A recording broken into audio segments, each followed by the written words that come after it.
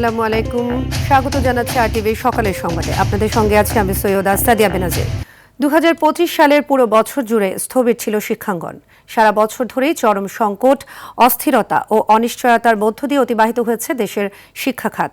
বিভিন্ন পর্যায়ে শিক্ষকদের আন্দোলন, কর্মবিরতিতে ব্যাহত হয় শিক্ষা কার্যক্রম পাঠদান। আলোচনায় ছিল শীর্ষ কয়েকটি বিশ্ববিদ্যালয়ের ছাত্র সংসদ নির্বাচন, এসএসসি, এইচএসসি ফল বিপর্যয়, বৃত্তি পরীক্ষা। আবার অব্যাহত রয়েছে 7 কলেজ নিয়ে আন্দোলনও। আর বছরের সব থেকে বড় ঘটনা ছিল মাইলস্টোন ট্র্যাজেডি। 2025 সালের শিক্ষাঙ্গনের ঘটে যাওয়া উল্লেখযোগ্য ঘটনা জানাচ্ছেন শাকিবুর রহমান।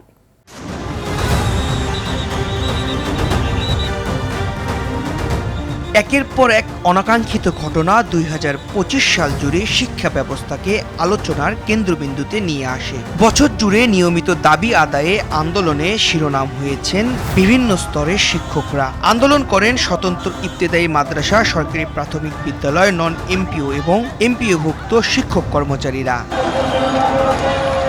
বেতন ভাতা, গ্রেড ও চাকরির নিরাপত্তার দাবিতে বিভিন্ন স্তরের শিক্ষকদের আন্দোলন শিক্ষা কার্যক্রমকে মারাত্মক ব্যাহত করে, যার প্রভাব দেখা যায় এসএসসি ও এইচএসসি ফলে। প্রশ্ন একটু কঠিন ছিল, প্রকৃত মেধাবীরা কিন্তু বেরিয়ে আসছে। চলতি বছরের এসএসসি ও সমমান এবং এইচএসসি ও সমমান পরীক্ষার ফল প্রকাশের পর দেশের শিক্ষা ব্যবস্থার প্রকৃত চিত্র স্পষ্ট হয়। কয়েক বছরের তুলনায় ভালো ফলের পর এবার 2 স্তরের পরীক্ষার ফলে বড় ধরনের ধস নামে। আমরা অতিরিক্ত নম্বর দিয়ে সন্তুষ্টি নয়, এই সিদ্ধান্ত সহজ নয় কিন্তু প্রয়োজনীয়। শিক্ষা বোর্ডের তথ্য অনুযায়ী এসএসসি ও সমমানের পরীক্ষায় এবছর পাশের হার দাঁড়িয়েছে 68.45%, যা গত বছরের তুলনায় 14.59% কম এবং গত 16 বছরের মধ্যে সর্বনিম্ন ফল। দীর্ঘ 16 বছর পর 8ম শ্রেণীর জুনিয়র বৃত্তি পরীক্ষা ফের চালু হয়, শিক্ষাঙ্গনে কিছুটা স্বস্তি ফিরে আসে। 2025 সালে এই পরীক্ষায় অংশ নিচ্ছে মোট 3,46,591 জন শিক্ষার্থী। বছরের বড় অংশ জুড়ে আলোচনায় ছিল বেশ কয়েকটি শীর্ষ বিশ্ববিদ্যালয়ের ছাত্র সংসদ নির্বাচন। ঢাকা, জাহাঙ্গীরনগর, রাজশাহী, চট্টগ্রাম বিশ্ববিদ্যালয়ের ছাত্র সংসদ নির্বাচনে ভূমিধস জয় পায় ছাত্র শিবির সমর্থিত প্যানেলগুলো।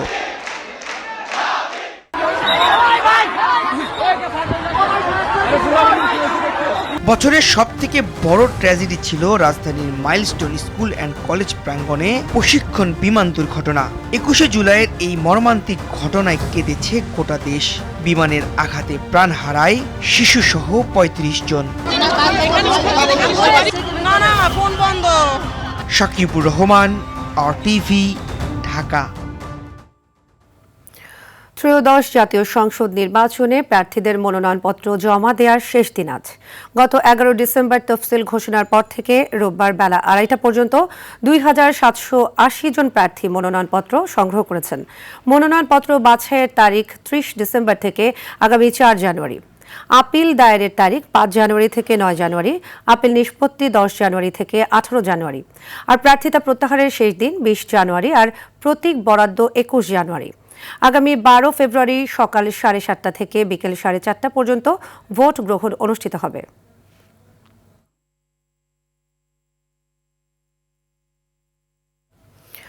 ওসমান হাদি হত্যা মামলায় মেঘালয়ে 2 জন আটক নিয়ে তৈরি হয়েছে বিভ্রান্তি। প্রথমে ডিএমপি জানায় হত্যাকাণ্ডে জড়িত অপরাধীদের ভারতে পৌঁছাতে সহায়তাকারী 2 ব্যক্তিকে মেঘালয় পুলিশ আটক করেছে, কিন্তু পরে মেঘালয় পুলিশ স্পষ্টভাবে জানায় তারা কাউকে গ্রেপ্তার করেনি। এই অবস্থায় ডিএমপির পক্ষ থেকে নতুন ব্যাখ্যা দেয়া হয়। ডিএমপি জানায় সীমান্ত এলাকার একাধিক সূত্রের ভিত্তিতে তারা ওই তথ্য প্রকাশ করেছিল। একই সঙ্গে বলা হয় হত্যার মূল সন্দেহভাজনদের ভারতে পৌঁছে দিতে যারা সহযোগিতা করেছে তাদের কয়েকজনকে বাংলাদেশে গ্রেপ্তার করা হয়েছে এবং তাদের স্বীকারোক্তির সূত্র ধরেই সীমান্ত পার হওয়ার তথ্য নিশ্চিত করা হয়েছে। ডিএমপি আশা প্রকাশ করেছে ভারত সরকার সহযোগিতা করলে সব আসামিকে দেশে ফিরিয়ে আনা সম্ভব হবে।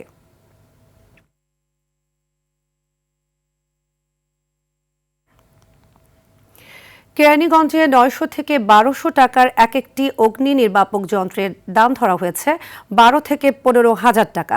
12টি ইউনিয়ন পরিষদ ভবনের জন্য 120টি ফায়ার এক্সটিংগুইশারের দাম প্রায় 15 গুণ বাড়িয়ে দেখানো হয়েছে 18 লাখ টাকা। অনিয়মের এসব বিষয়ে জানতে চাইলে কথা বলতে রাজি হয়নি টিআরের প্রকল্প বাস্তবায়ন কর্মকর্তা। আরটিভির অনুসন্ধানে বেরিয়ে এসেছে এই হরিলুটের ঘটনা। কেরানীগঞ্জ প্রতিনিধি রাজু আহমেদের পাঠানো তথ্যচিত্রে বিস্তারিত জানাচ্ছেন সাকিব আল হাসান।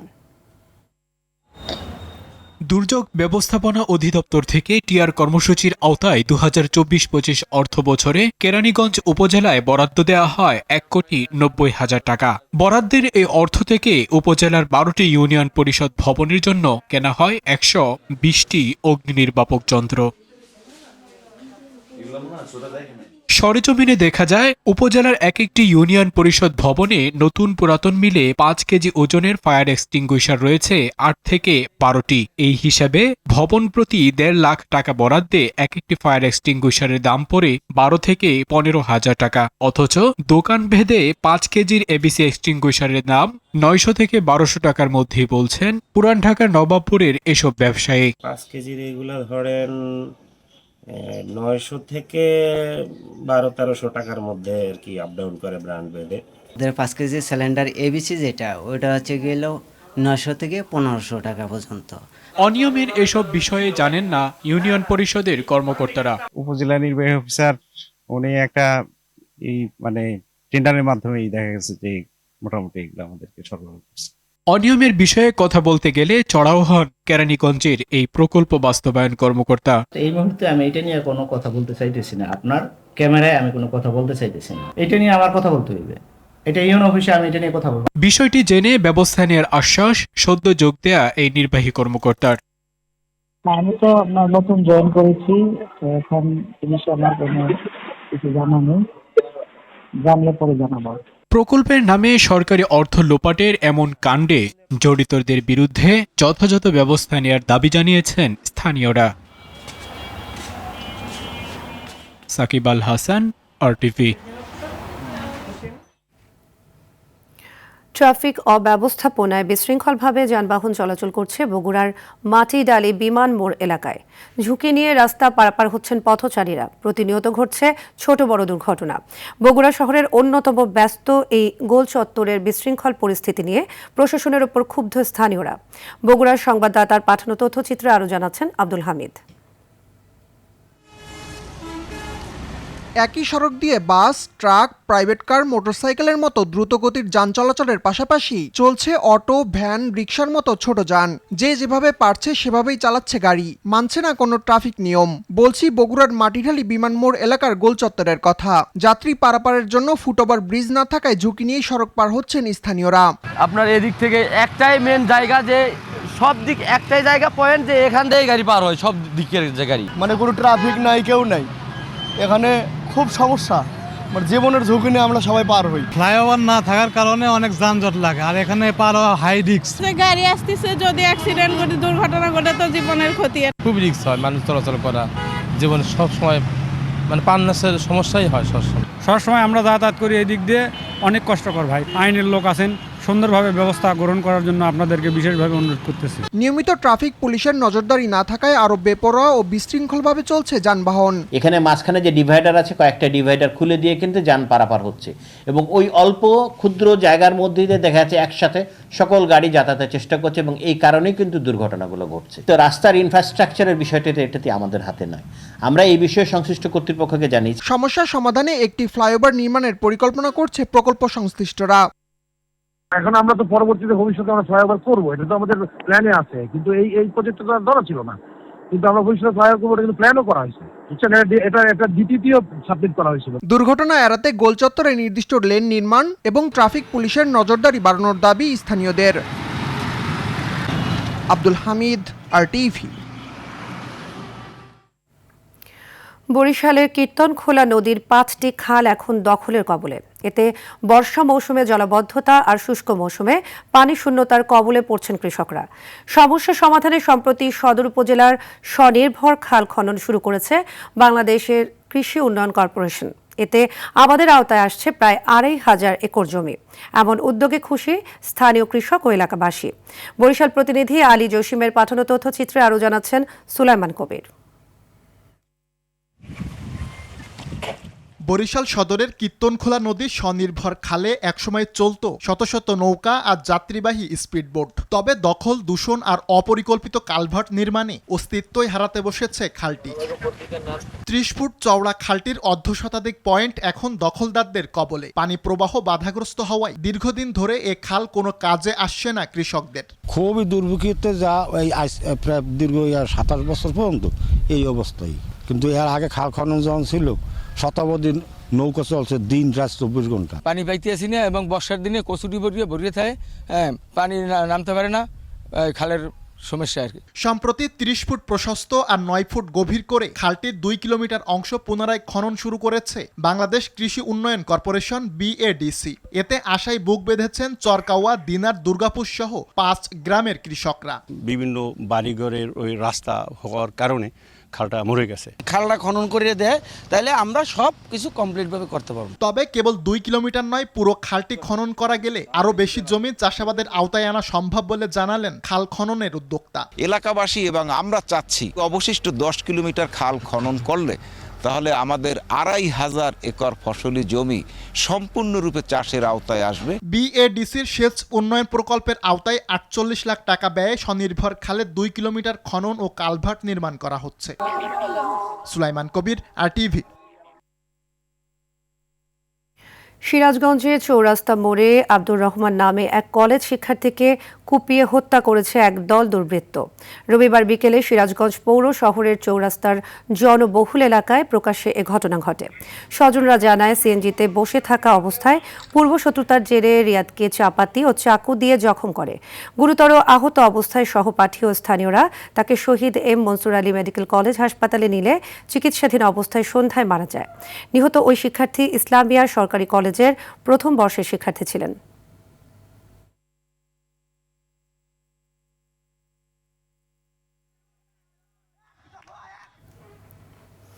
ঘন কুয়াশার কারণে ঢাকা মাওয়া এক্সপ্রেসওয়েতে সড়ক দুর্ঘটনায় অন্তত ৯ জন আহত হয়েছেন।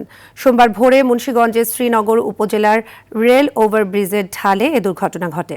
এতে এক্সপ্রেসওয়ের ওই অংশে প্রায় ১.৫ ঘন্টা যান চলাচল বন্ধ হয়ে পড়ে। ফায়ার সার্ভিস জানায়, কুমিল্লা থেকে ভাঙ্গাগামী একটি ট্রাকের চালক ঘন কুয়াশায় নিয়ন্ত্রণ হারিয়ে সড়কের পাশের রেলিংয়ের সঙ্গে ধাক্কা দেয়। এতে ট্রাকটি উল্টে গিয়ে চালকসহ ট্রাকে থাকা ৯ জন গুরুতর আহত হন। তাদের উদ্ধার করে প্রথমে শ্রীনগর উপজেলা স্বাস্থ্য কমপ্লেক্স ও পরে উন্নত চিকিৎসার জন্য ফরিদপুর মেডিকেল কলেজ হাসপাতালে পাঠানো হয়েছে।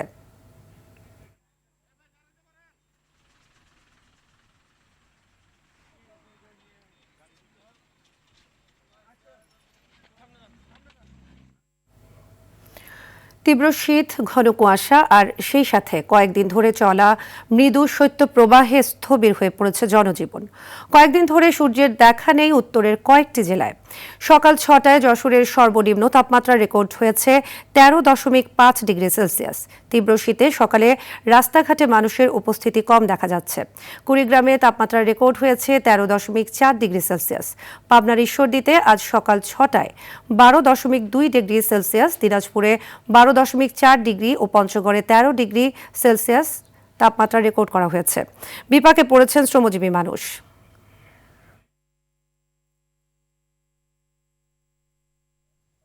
সিরাজগঞ্জ শহর সংলগ্ন যমুনা নদীতে ৪টি বাঁধ নির্মাণ করায় বদলে গেছে জীববৈচিত্র্য ও প্রকৃতির রূপ।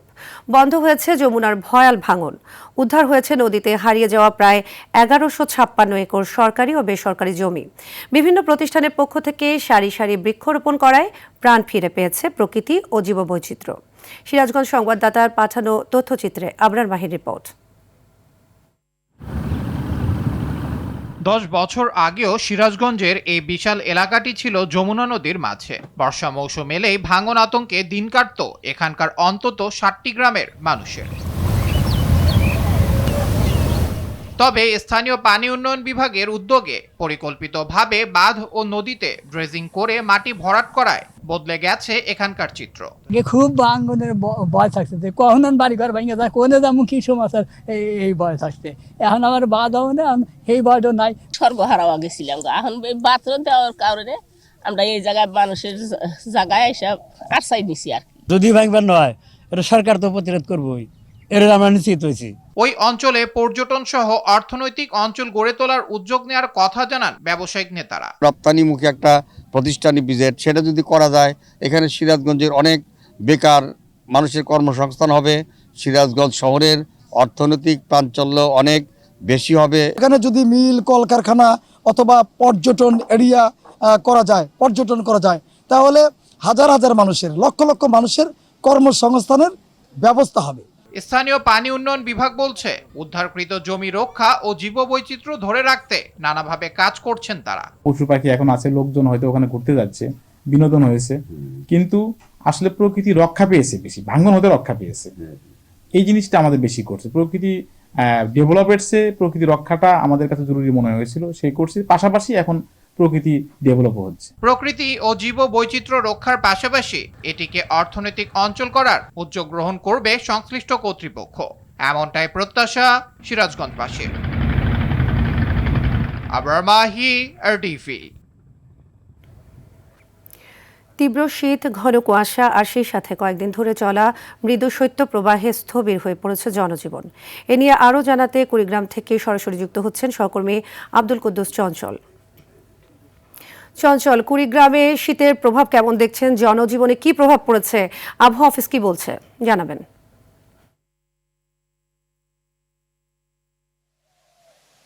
ছাদিয়া, আজকের যদি কুড়িগ্রামের পরিস্থিতি জানাই, তবে আজকে ঘন কুয়াশা নেই, তবে হিমশীতল বাতাস বইছে, সেই সাথে ঝিরঝির করে শিশির ঝরছে। ফলে কিন্তু এখানকার মানুষের যে জীবন সেটি কিন্তু অনেকটা দুর্বিষহ হয়ে পড়েছে। আর একটা বিষয় রয়েছে, এই জেলায় কিন্তু সপ্তাহ জুড়ে সূর্যের দেখা মেলেনি। তো অঞ্চলের বেলা হয়ে গেছে, এরপরে কিন্তু মানুষ মাঠে কাজ করতে আসেনি। এই শীতকে উপেক্ষা করে কাজ করছেন।